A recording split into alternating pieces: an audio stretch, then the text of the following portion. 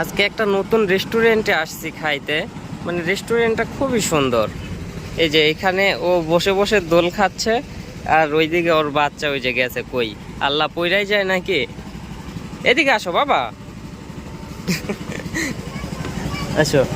দেখেন রেস্টুরেন্টটা অনেক সুন্দর, বোঝা যাচ্ছে নাকি কতটুকু আমি জানি না অবশ্য। এখানে একটা লাইট আছে।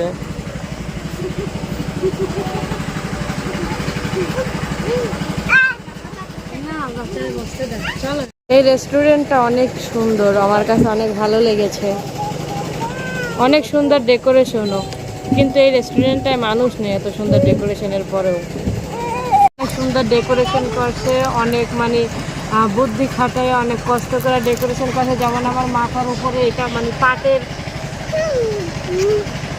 পাটের হইলো যে ডিজাইন, এরকম মানে অনেক হইলো যে মানে ক্রিয়েটিভিটি করে রেস্টুরেন্টের ডেকোরেশন করা হয়েছে। দেখেন আসলে এখানে কত সীমিত আইটেম, যার কারণে আমরা এতক্ষণ বুঝতে পারছিলাম না যে কেন মানুষ নাই।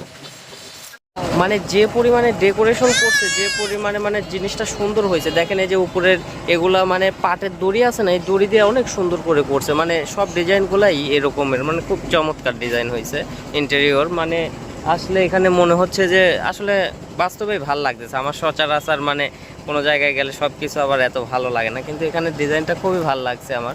কিন্তু এখানে খাবার আইটেম মানে খুবই সীমিত। এখন হচ্ছে এক প্লেট মাত্র 9টা আইটেম, আর হচ্ছে এক প্লেট ফুচকা অর্ডার দিছে। এখন দেখি ফুচকা আসার পরে বলতে পারবো যে আসলে খাবারের টেস্টটা কেমন। মানে এখানে এত সুন্দর জায়গা, এত সুন্দর পরিবেশ করছে, কিন্তু কোনো মানুষ নাই। আমি কোনো কিছুতে খারাপ রিভিউ দিতে চাইতেছিলাম না প্রথমেই, কিন্তু মানে জায়গার ডেকোরেশনটা মানে অসাধারণ সুন্দর।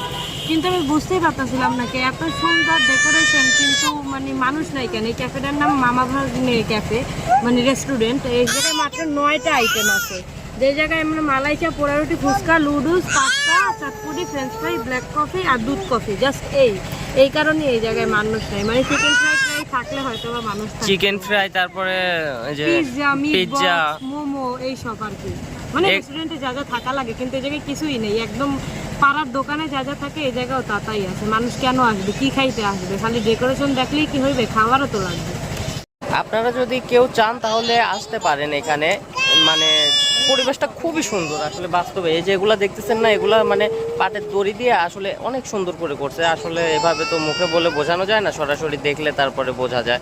তো এই এই রেস্টুরেন্টটা হচ্ছে আপনার মানে তরমুজ পাম, মানে এই যে সিরাজগঞ্জের রোড থেকে আসলে তরমুজ পাম না পেতেই হচ্ছে এই জায়গাটা। মানে তরমুজ পাম পাওয়ার আগে একটা ব্রিজ আছে, ওই ব্রিজের সাথেই এই রেস্টুরেন্টটা। খুব সুন্দর।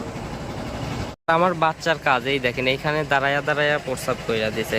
কেমনটা লাগে বলেন? এখন যদি রেস্টুরেন্টের এই মানুষজন দেখে তাহলে কি কইবে, এই তুমি প্রস্রাব করছো কেন এখানে? এই যে ফুচকাটা আসছে, এখন ফুচকাটা খেয়ে তারপরে জানাই আসলে কেমন। এই একটা দাও আগে আমারে, আমি খাই।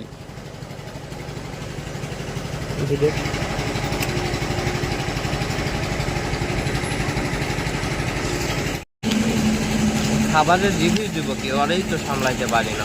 আবার গেছে ওইদিকে, ওরে আনতে গেছি। আমার একদমই ভালো লাগে না এই খাবার। রূপস বললো ওর কাছে ভালো লাগে না, আমার কাছে ভালোই লাগছে। কিন্তু এই জায়গায় যেটা মানে স্পেশালি মানে দারচিনির একটা ফ্লেভার পাইতেছি আমি। এই দারচিনির জন্য মানে অনেকের কাছে ভালো লাগবে না, কারণ ফুচকার সাথে দারচিনির ফ্লেভারটার সাথে আমরা পরিচিত তো না। কিন্তু ফুচকাটা অনেক মশমশে, এছাড়াও টকটা ভালো। ঝাল আপনারা যতটুকু দিতে পারবেন কম বেশি করে দিবে।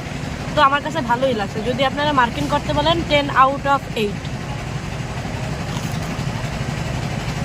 কিন্তু গাইস আমি এটা বুঝতে পারতেছিলাম না, রেস্টুরেন্টের ভিতরে এরকম অদ্ভুতভাবে পর্দা দেওয়ার কি আছে? মানে এখানে কারা আসে?